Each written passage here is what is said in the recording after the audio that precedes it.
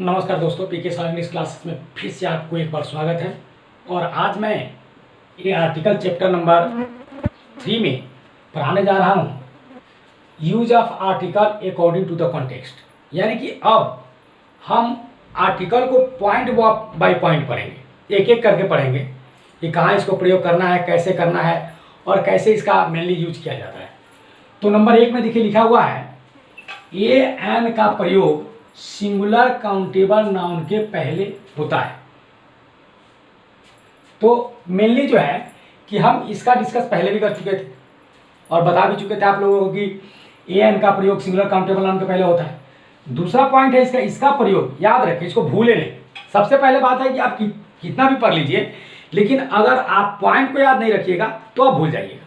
तो प्लीज इसको भूले नहीं कि पहला नंबर पॉइंट कह रहा है कि ए एन का प्रयोग सिंगुलर काउंटेबल नाउन के पहले होगा, और दूसरा पॉइंट कह रहा है कि इसका प्रयोग अनकाउंटेबल नाउन या प्लुरल नाउन के पहले नहीं होता है। यानी कि किसी भी शर्त में इसका प्रयोग अनकाउंटेबल नाउन या प्लुरल नाउन के पहले नहीं होगा। एग्जाम्पल नीचे देख लीजिए, आई हैव अ मिल्क। तो यहां पर देख लीजिए गौर से, मिल्क क्या है? मिल्क आपका एक अनकाउंटेबल नाउन है, अनकाउंटेबल नाउन है। क्या है? Uncountable noun. उस नियम से अगर अनकाउंटेबल नाउन है तो उसके पहले ए एन का प्रयोग नहीं होगा। दूसरा देख लीजिए, आई हैव अ पेंस। यहां पेंस है, पेंस जो है कि प्लुरल काउंटेबल नाउन है। क्या है? Plural countable noun. तो ग्रामेटिकल नियम के अनुसार ए एन का प्रयोग आप प्लुरल काउंटेबल नाउन के पहले नहीं कर सकते हैं, तो उस नियम से ये भी जो है कि गलत है। चलिए अब आते हैं हम लोग पॉइंट नंबर 3 में। किसमें? पॉइंट नंबर 3 में। थोड़ा बोर्ड धूमिल दिख रहा होगा, है ना? तो please watch carefully. A an का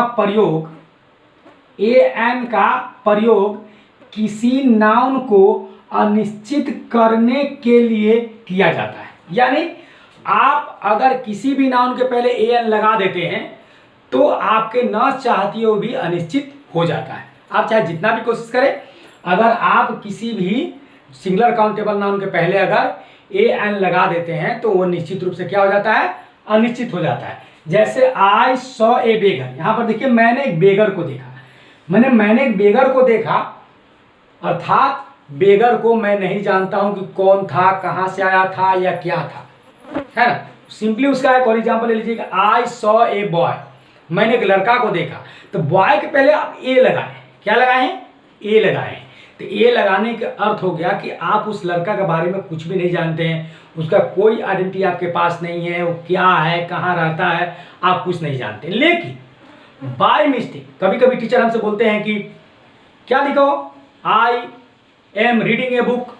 आप ए छोड़ दीजिएगा। टीचर बोलेंगे क्यों, आपने ए क्यों छोड़ा? फिर आप ए लगा देते हैं। लेकिन कभी आपने अपने टीचर से ये सवाल क्यों नहीं किया कि बार बार हमें ए लगाने के लिए फोर्स किया जाता है ना? मारा जाता है, पीटा जाता है और बोला जाता है ये लगाओ, है ना?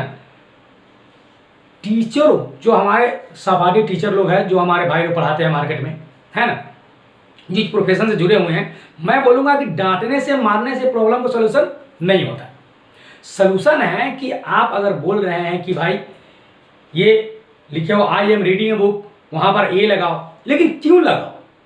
उसको बता दोगे कि क्यों लगाओ तो आगे चल के वो मिस्टेक नहीं करेगा, सवाल ही नहीं पैदा होता, क्योंकि वो जान जाएगा।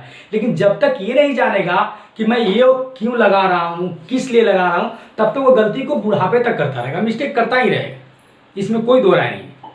तो जब हम अगर मान लीजिए इस बात पर आते हैं कि ये क्यों लगाते हैं, तो इसलिए हमको टीचर बोलते थे कि किसी भी सिंगुलर काउंटेबल नाउन को हम अकेले नहीं छोड़ सकते, यानी उसके साथ एक जो है कि एडजेक्टिव ए और एन का होना अनिवार्य है।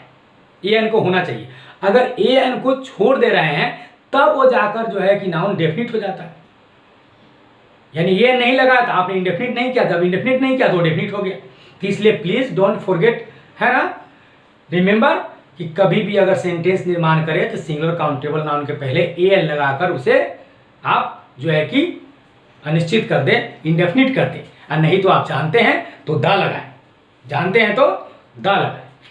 अब आइए हम नेक्स्ट में, क्योंकि द के माने पॉइंट पर आए तो डिस्कस कर लेते हैं, क्योंकि द डेफिनिट आर्टिकल का प्रयोग हम किसी नाउन को निश्चित करने के लिए भी करते हैं। जैसे इस एग्जाम्पल को थोड़ा ध्यान सुनिएगा, है ना। This is the boy, this is the boy मतलब क्या?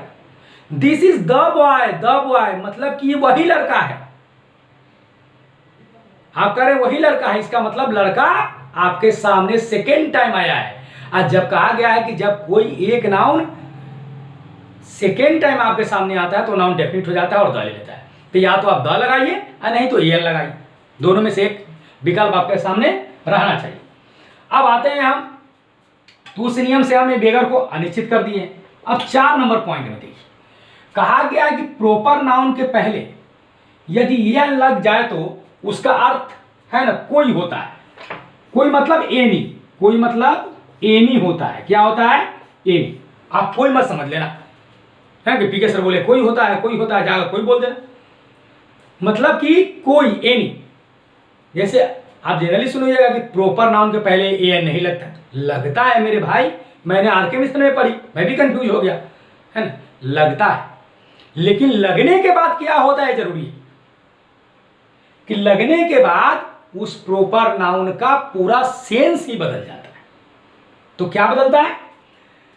तो इसका अर्थ होता है कोई। जैसे ए रमन वाज देयर, अगर हम लिखते रमन वाज देयर तो इसका हिंदी होता कि रमन वहां था, रमन वहां था। लेकिन जब हम बोल रहे हैं कि Raman was there, a Raman was there मतलब कोई रमन वहां था। मुझे पता है कि उसका नाम रमन है, लेकिन वो कहां से बिलोंग करता है, कहां रहता है, क्या करता है, उसके बारे में कोई डिटेल्स मुझे पता नहीं, कोई डिटेल्स मुझे पता नहीं। उसी तरह यहां पर यदि किसी प्रॉपर नाउन का प्रयोग, यदि किसी प्रॉपर नाउन का प्रयोग किसी दूसरे नाउन पर व्यंग करने के लिए किया जाए तो ए एन का प्रयोग होता है और द का प्रयोग भी होता है, लेकिन व्यंग करने के लिए द का नहीं होता है, समानता दिखाने के लिए द को होता है। जैसे आपने बहुत बार सुना होगा कि Kalidas is the William Shakespeare of India, is the William Shakespeare, क्योंकि ये अच्छाई के लिए प्रयोग किया गया है, बेटरमेंट के लिए किया गया है, दो महान व्यक्तियों का आपस में तुलना किया गया है, समानता दिखाया गया है। लेकिन जब कभी कभी लोग बोलते हैं, बहुत सारे जो एक बच्चे आते हैं हमारे पास तो बोलते हैं कि सर आपने बोले यहाँ द लगा, द लगेगा, लेकिन सर तो बोले थे कि आप ये भी लग सकता है। ऐसा नहीं है, ऐसा कभी भूल के भी मत करना। द हम लगाते हैं उसके क्वालिटी को समानता दिखाने के लिए, उसके महानता दिखाने के लिए, उसके व्यक्तित्व दिखाने के लिए, लेकिन हम ये लगाते हैं तो व्यंग करने के लिए लगाते हैं। मतलब हम जिस व्यक्ति से जिस व्यक्ति को तुलना करते हैं उसमें उसका थोड़ा भी गुण नहीं है। जैसे मान लीजिए यहां दिया है माई बॉयज, मेरे लड़के आर ए न्यूटन, न्यूटन है, मतलब कि हरकत जो कर रहे हैं महान वैज्ञानिक न्यूटन की तरह कर रहे हैं हरकत, लेकिन न्यूटन की क्वालिटी थोड़ा भी उसमें नहीं है। तो इस तरह से बचना, बचने की कोशिश करना कि कहाँ द लगाना है और कहाँ द नहीं लगाना है, और कहाँ द की जगह ये लगाना है। गलती से माने जहां भी आए व्यंग वाला है तो वहां भी ये लगा देना, है ना। अगर समानता वाला है तो वहां भी। आप एक एजुकेटेड पर्सन हो, आप जो है कि पढ़े लिखे विद्यार्थी हो, आप सेंटेंस के पढ़ो, सेंस के देखो, तब आर्टिकल का प्रयोग करो। ब्लाइंडली आर्टिकल का प्रयोग मत करो प्लीज। जो भी करो प्रयोग आप एकदम केयरफुली करो। तो ये रहा 5 पॉइंट, 1 2 3 4 और 5। तो अभी के वीडियो में मैं 5 पॉइंट डिस्कस कर दिया हूं आपके सामने, है ना। अगर आपको वीडियो समझ में आया हो, आपको पसंद आया हो, इसका कंसेप्ट अच्छा लगा हो तो प्लीज ज़्यादा से ज़्यादा शेयर करें, अपने फ्रेंड्स में, अपने ग्रुप्स में शेयर करें, लोगों से, अपने जो है कि स्टूडेंट से, फ्रेंड्स से, कलीग से बताएं, है ना, कि मेरा पढ़ाने की टेक्निक क्या है। उनसे बोले कि वो भी सब्सक्राइब करें चैनल को, देखें, नए नए चीज़ आपको देखने को, सीखने को, पढ़ने को सब मिलेंगे। तो please keep watching, subscribe, like and comment, and thanks for watching. और नेक्स्ट वीडियो में आपको और कुछ पॉइंट बताएंगे। Thank you very much.